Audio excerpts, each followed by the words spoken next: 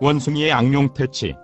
석종께서 서위국의 기원정사에 많은 사람들을 모아놓고 설법을 하고 계셨을 때의 일이다.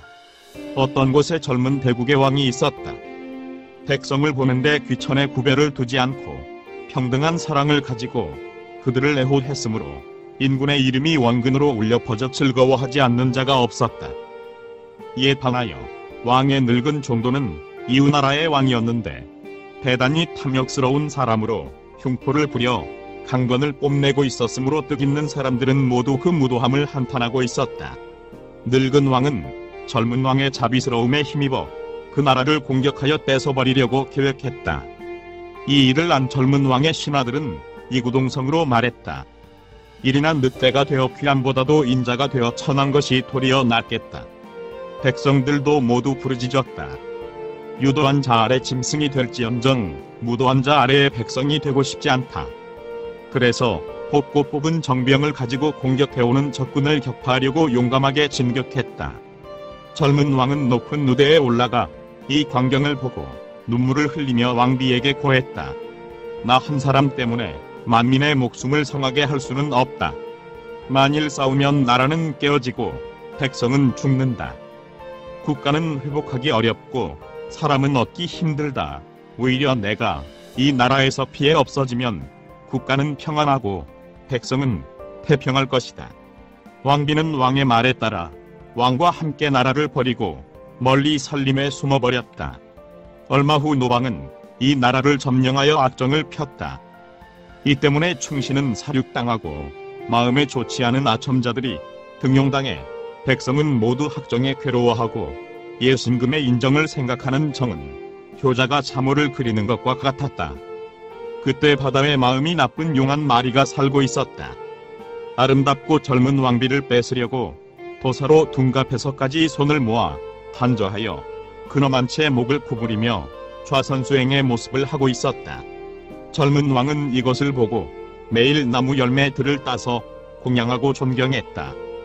용은 젊은 왕이 없는 틈을 타서 왕비를 훔쳐 자기 집으로 도망쳐가려고 산과 산 사이의 샛길로 접어들었다. 마침 그때에 산에 한 마리의 큰 새가 있어 날개를 벌리려 길을 막고 싸움을 걸었다. 용은 즉시 번개가 되어 새의 바른 편 날개에 일격을 가하고는 왕비를 잡아끼고 무사히 바닷속으로 도망쳐갔다. 한편 왕이 나무 열매를 따가지고 돌아왔을 때 왕비가 거기에 없었으므로 과거의 세상의 악행의 업보가 왜 이가지도 계속하여 화를 몰고 오는가 라고 왕은 슬프게 솟아오르는 눈물을 삼키며 마음을 다잡아 먹고 사랑하는 왕비를 찾으려고 활과 살을 짊어지고 이 산 저 산을 뛰어다녔다. 큰 시냇물을 따라 산속 깊숙이 들어간 왕은 거기에서 한 마리의 큰 원숭이가 심히 슬퍼하고 있는 것을 만났다. 자비심이 깊은 왕은 친절하게 위로하고 그 이유를 물었다. 나는 슈우토와 어깨를 겨누는 한편의 원숭이의 왕이었습니다만 슈우토는 수가 많은 것을 미끼로 내 배하에 있는 것들을 빼앗아 갔습니다. 그런데 당신은 왜 또 이런 산골에 들어오셨습니까? 원숭이와 비슷한 지금의 자기의 형편을 생각하여 왕은 말했다. 나도 너와 같은 처지이다. 거기에다가 왕비마저 어느 놈에게 빼앗기어 이제껏 그 행방을 모르고 있다. 당신이 내게 가세하여 배하의 것들을 찾아주신다면 제가 기필코 왕비님을 찾아드리지요. 왕은 원숭이의 청을 받아들여 다음날 슈우토의 원숭이와 싸웠다. 슈우토는 멀리 왕의 용자를 보고 겁에 질려 뒤도 돌아보지 않고 도망쳐버렸다. 백하는 단번에 원숭이의 손에 돌아왔다. 이 임금님의 왕비가 이 산중에 길을 잃은 듯 그 행방을 모른다. 너희들은 음해의 보답으로 힘껏 찾아들여라. 원숭이 왕에게 명령을 받은 부하 원숭이들은 날쌔게 뛰어다니며 온 산을 뒤졌다. 그러자 한 곳에서 날개를 다친 큰 새를 만났다. 그 왕비라면 용이 훔쳐갔습니다. 나는 악룡을 퇴치하려고 싸웠습니다만 힘이 미치지 못하여 이렇게 상처를 입었습니다. 그 용은 지금 바다 저쪽 큰 물에 있습니다. 라고 말을 마치자 큰 새는 숨이 끊어져 버렸다.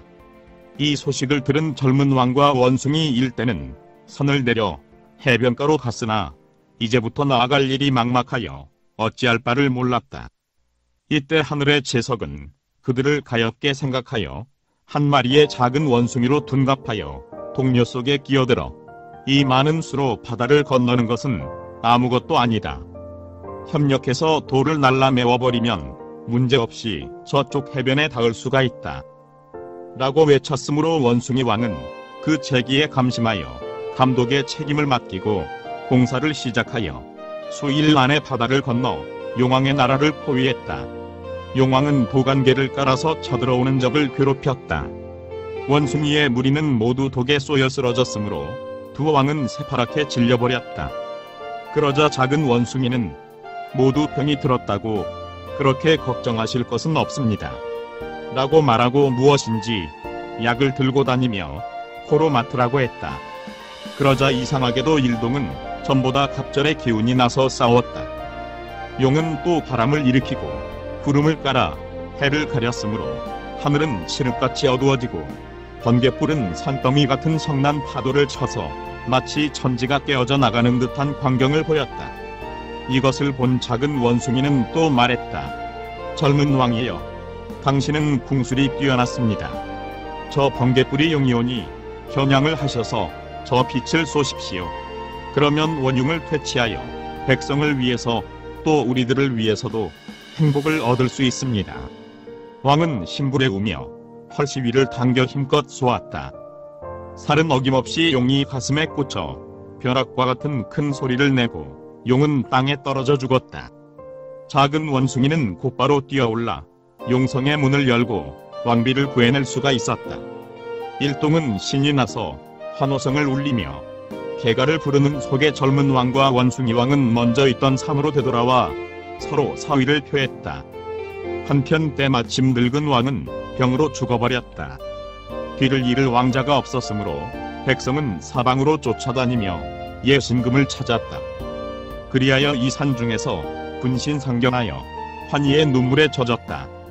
오랜만에 고국에 돌아온 젊은 왕은 종도의 부여지도 합쳐서 인정을 베풀었으므로 만민은 신왕의 만세를 외치고 길가는 행인들도 모두 만족과 희망으로 미소 지었다.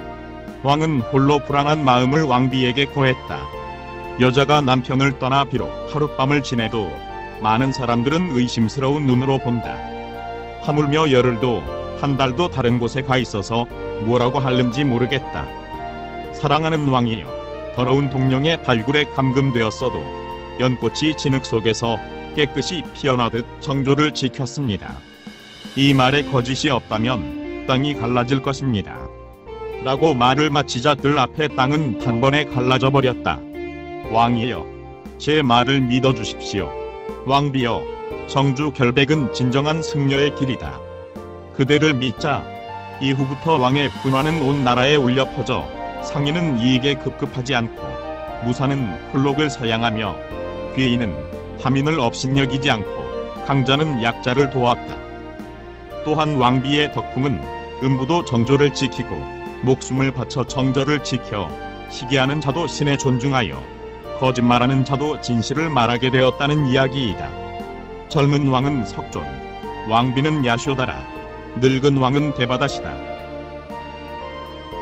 구독과 좋아요를 클릭해 주시면 불교 전파 및 불경 보급 사업에 많은 도움이 됩니다.